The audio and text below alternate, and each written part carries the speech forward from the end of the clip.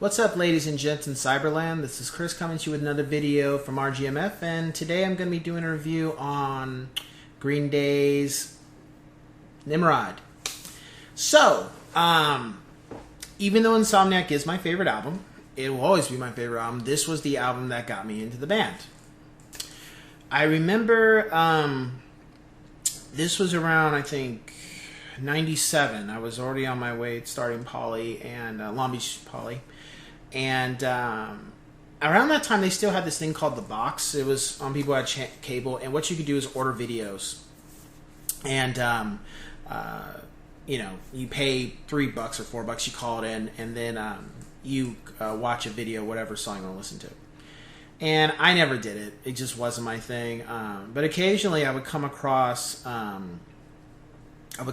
it, and every so often I would see this band that was just in this, I guess you could say, a bar, and it kind of looked like something out of the 1910s, the 1920s. I wouldn't say the 30s, and they would just like play like really hard, and then his eyes were all big and stuff, and I kept hearing this chorus over and over, troubled times, you know, I cannot lie, I'm off the wagon, I'm hitching a ride.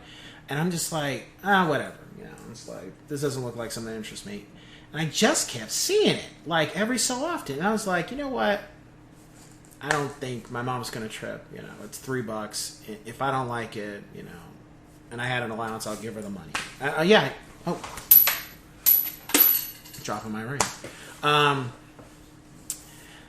I think, I listened to it, or I watched the video, and I was like, okay, when it starts out, you get this little violin thing going, and then all of a sudden, and then you just start hearing the band playing, but you hear, at the time, you know, as a guitarist now, I know he was palm muting, but at the time, it's like, I didn't really hear the guitar, just bass and drum. And then all of a sudden, 1, 2, 3, 4, and all of a sudden, you know, starts playing the guitar. I'm like, okay, this is different for me. I like the groove. I like what's going on in the video. And goes back to no guitar.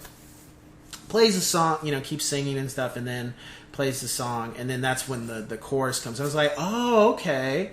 And I was like, no, this is pretty good. I like this, you know. And then the part that really got my attention was when they went into the breakdown, if you want to call it that, where it was just like fully abrasive, just strumming really fast, and Trey is just hitting the drums all over the place, and Mike is just hitting the bass, and everything's going crazy in the background and stuff in the video.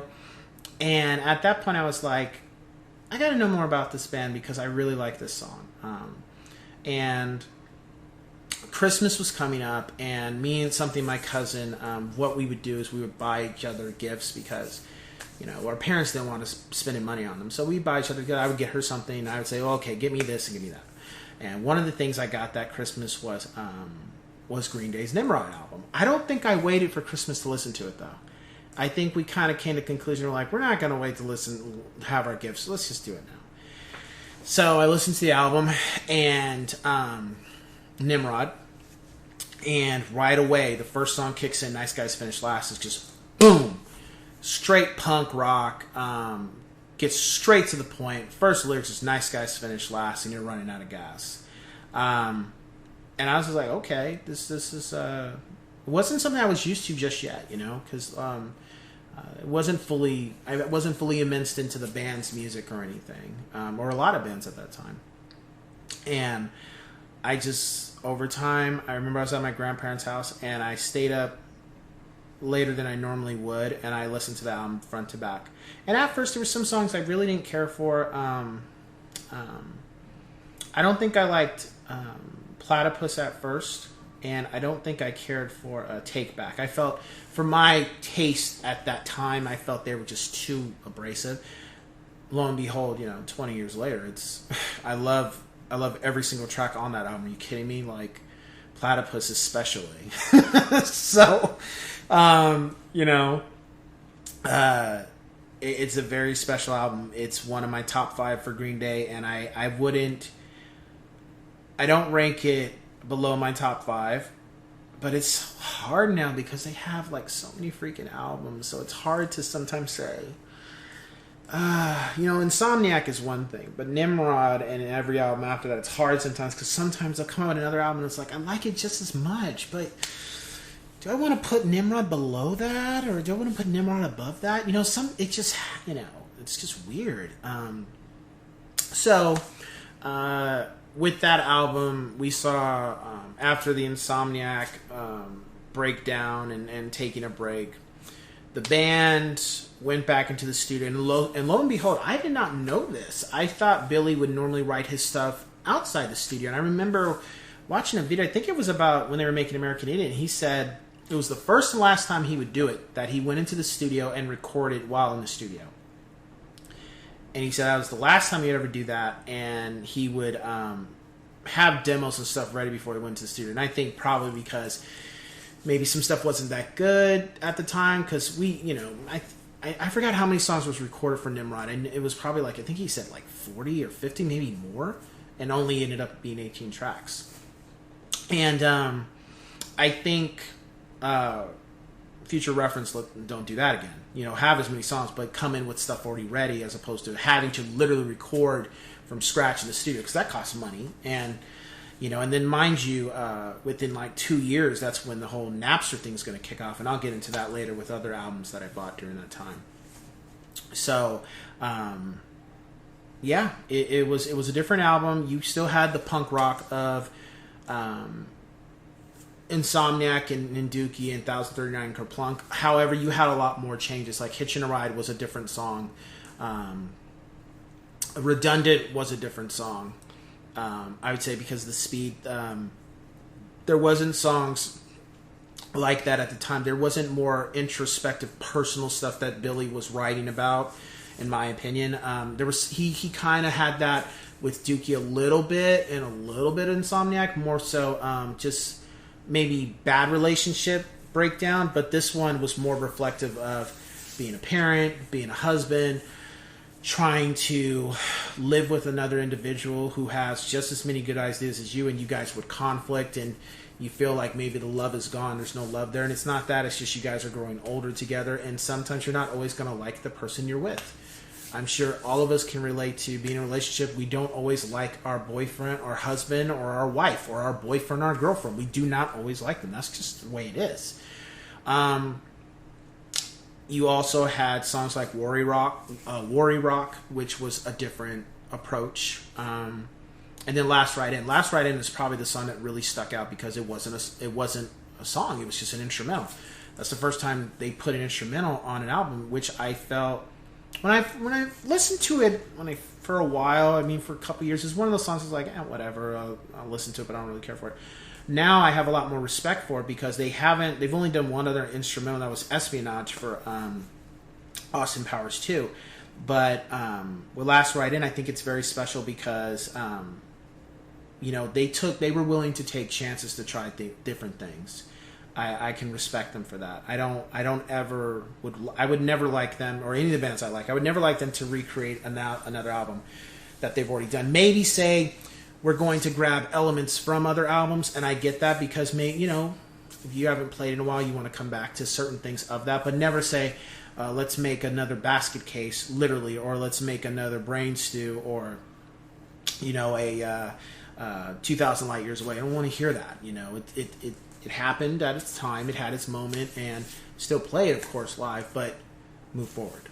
So, and then the other song that a lot of people will know from this time, they won't, maybe not huge fans, but Time of Your Life. Even though what's funny is when people think of Time of Your Life, they think, oh, it's celebration, it's good times. And I'm like, you forget the part that's in front of Time of Your Life. It says good riddance. Like, this is not a happy song. It's kind of like a big fuck you in a way to the person you're no longer with, but almost in a nice way of saying it, not being totally abrasive.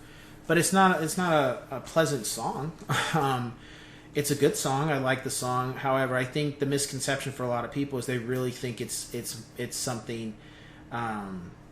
It's a happy moment, and it's a very wonderful song in regards to it relates to so many people. And it's good if you get a happy moment from the song, but if you read the lyrics, it's not speaking something positive.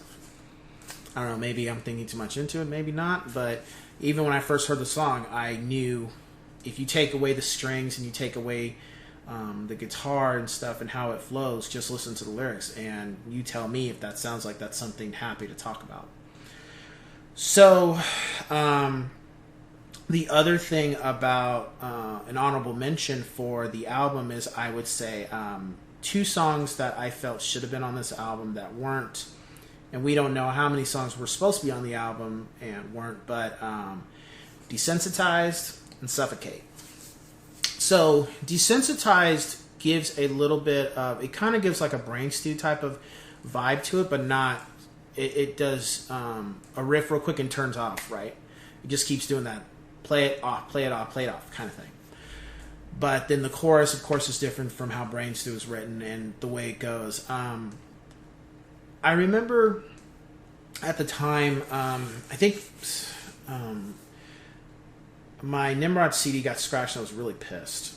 And I don't like replacing my media unless it's something that happens. But when somebody damages my stuff, I don't really care for that too much. So at the time, I wanted to replace it.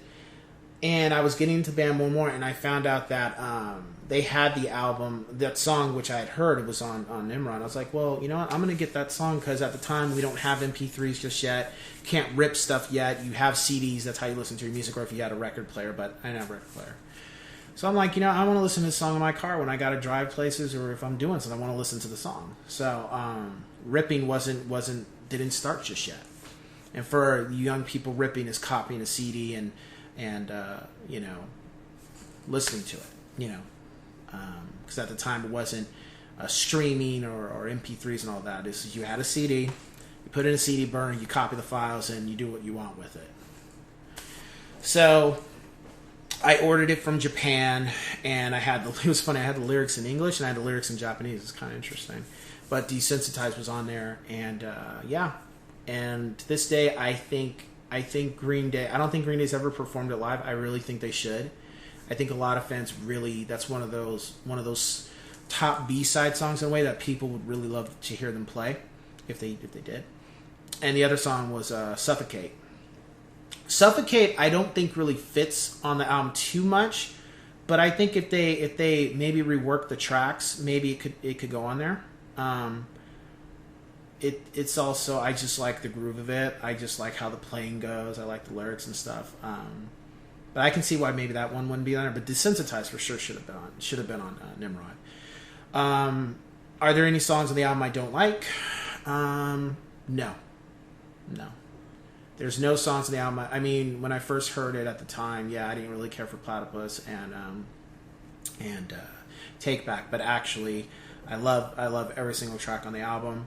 And the funny thing is, Platypus is about a person who talked bad about the band. I forget his name, but he's dead. And they wrote another song about him too. Haha, you're dead. But yeah, and then with Nimrod, I think we could see that the band was taking huge steps as compared from Dookie to Insomniac. From Insomniac to Nimrod, it was huge steps. And some of those steps would correlate over into Warning later too, because I think if a lot of people really acted negatively to Time of Your Life, I don't think some of the songs on Warning would have even happened. I think that opened up another broader spectrum of what their fans would be open to listen to. Because let's be honest, you make music for yourself, but you don't fully make music for yourself and alienate your fan base. Yes. Some people may not like stuff that you're coming out with here or there, but they understand that you have to grow and you have to progress. And if they can't move forward with that, you know, it is what it is. Because I'm, you know, like I talked about Insomniac, I'm pretty sure there's people that don't like American Idiot moving forward. And there's people that like American Idiot moving forward and don't like Nimrod or anything that came before it. They like Dookie because that's the popular album, but they don't like 1039, Kerplunk, Insomniac, or Nimrod, or Warning. That's just the way it is. So my top, for my rating for the album, I would give it 5 out of 5. Yes, sirs. And then for my top 5 tracks, Hitchin' a Ride, Nice Guys Finished Last, The Grouch, Redundant, and Reject. Now, out of all the songs I talked about, except, and I mentioned on my Insomniac video, I would talk about this. So Reject.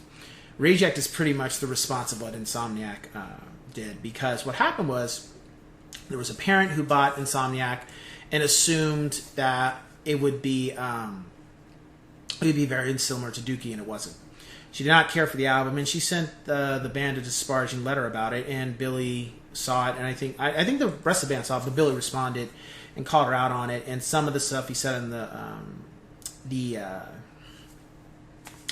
letter ended up forming to become the song Reject. And I really like that song because not even if it's just addressing people with how they felt about Insomniac, but just people in general. It's like, I'm going to do things that makes me happy. I'm not going to do things that make you happy, because you're going to do things that make you happy, right? So why is it a problem when I do it, you know? And then the other song would get an honorable mention, but not because it's my top 5, Platypus. And this is a shout out to Warner. At this time, you guys, record labels were giving albums parental advisory stickers and all that stuff. And to this day, how did you guys drop the ball on this album? Like literally, or Reprise. How did you drop the ball on this? Because yeah, I get Dookie and Insomniac, you know, had some vulgarity too, but Nimrod was like seriously. I question how 21st Century and AI got a parental advisory sticker and Nimrod didn't. Because Nice Guys Finished Last, Hitchin' a Ride, The Grouch, Platypus especially, Take Back Platypus and Grouch. Those 3 songs in themselves. How did this album not get a parental advisory sticker? I mean, seriously. Like, even the later stuff. Maybe it's just the times have changed, and if you just say one bad word, parental advisory sticker. But how did you guys miss this one? I mean, it is what it is. But I just, to this day, I really scratch my head with that one. How did that even happen? So, with that being said, you know, if you're looking for them to be not as abrasive as Insomniac, but also looking for some type of change that was starting to bubble at the surface for with them, you can get that from Nimrod. You're going to get a lot of different avenues and flavors in the album. It's not a full it's a punk rock album, but it's not a full blown just abrasive. You're going to have shifts in how the music's being played and just overall what's going on. So with that being said, let's we gotta cue the music.